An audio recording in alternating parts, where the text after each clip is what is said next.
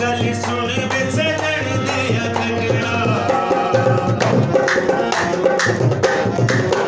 ਗੱਲ ਸੁਣ ਵੇ ਸਜਣ ਦਿਆ ਕੰਗਣਾ, ਚੁੰਡੀ ਵੱਢ ਕੇ ਤੇ ਕਰ ਮੈਨੂੰ ਕੰਗਣਾ, ਇਹਨੇ